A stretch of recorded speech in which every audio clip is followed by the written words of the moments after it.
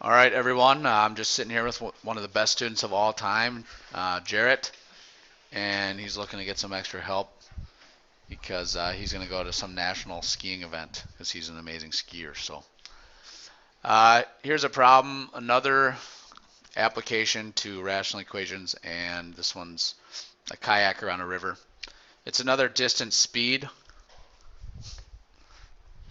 problem. So this is all based from the distance equals speed times time relationship.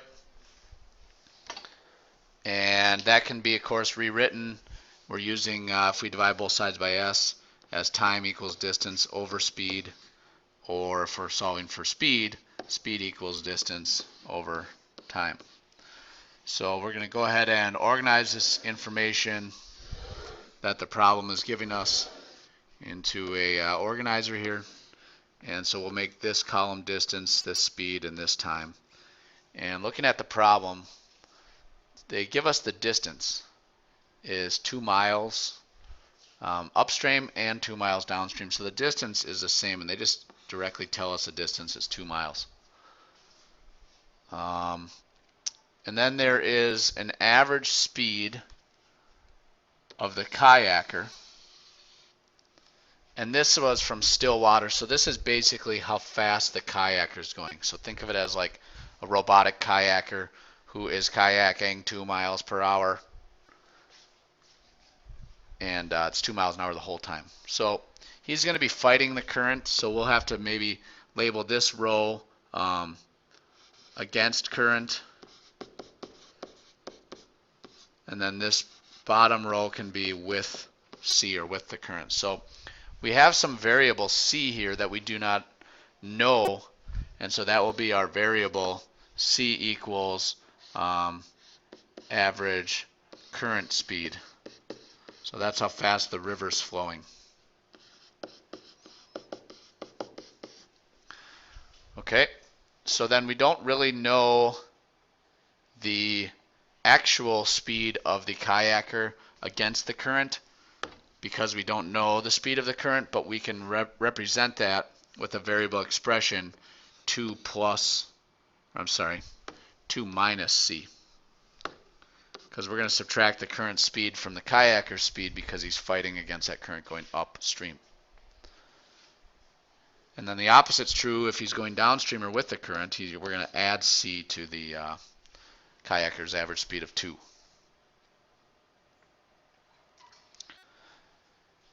Now this is the part where everyone gets goofed up right here. You're given a value for time is 5, a total of 5 hours, right here. And so students are thinking about putting something related to 5 hours in these two boxes here. But that's not what you want to do. What needs to go in these two boxes is a representation of the kayaker's time he spent traveling against the current. And you do that by taking the derivative of your distance, speed, and time formula, solve for time t. So remember, t is distance over speed. So then for my time box here, I'm going to put, when he's going against the current, 2 over 2 minus c. And when he's going with the current, 2 over 2 plus c. So the 5 hours that he spent was the total time he spent kayaking upstream and downstream. Now maybe you want to think about, at this point in understanding the problem, which time is going to be greater? The time he spent traveling up the stream or the time he spent traveling down the stream? Which one's going to take him the less time? And of course, if you think about it, he's going to be going faster when he's going with the stream. So that's going to take him less time. And in the green box, when he's battling the currents, it's going to take him more time. So we don't know the exact time, but we know together that the green time plus the red time, which is the time that he spent with the current, is going to total 5 hours. And so that's where the 5 comes in here. So the time you spent traveling both ways together is going to equal 5. And then from there you have a rational equation to solve.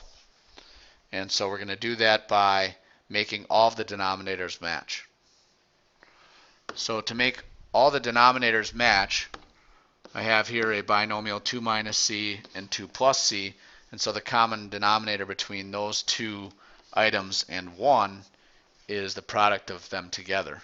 So I need to multiply the green expression by 2 plus c over 2 plus c, which is just really ultimately a 1. So multiplying by 1 doesn't really change anything. And I multiply the red expression by 2 minus c over 2 minus c. And then I need to multiply the 5 by both 2 plus c times 2 minus c over 2 plus c times 2 minus c as well. And so by doing that, I will get all of my denominators to be the same, and therefore I can just ignore them. So I'll clean this up and rewrite this here for you. All right, so after cleaning it up here a little bit and getting all the denominators to match, we then have all the numerators that we need to solve. So if all the denominators are the same, then all the numerators is what we're focused on solving here. And so we can go ahead and put these together and combine. I have two sides of the equation here, right? So I have essentially a left side and a right side. So all the terms on the left side I'm going to combine together, and that's a 4c, or a 4 and a 4 make an 8, and the c terms actually drop out. So the only thing I have left on the left side is 8.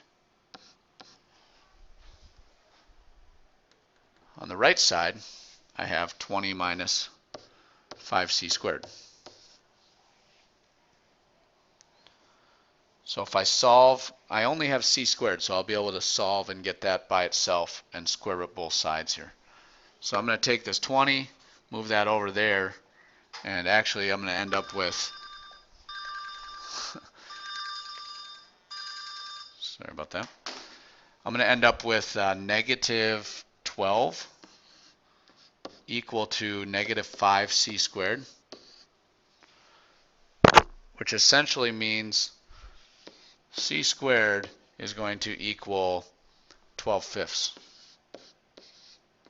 Because if they're both negative, I can get rid of them by either multiplying and dividing both sides by negative 1. So it looks like the speed of the current here is going to be the square root of 12 fifths, which if you go ahead and perform a calculation there, the square root of 12 fifths is going to be 1 something. 12 divided by 5, square root is 1.55. So the speed of the current is 1.55 miles per hour.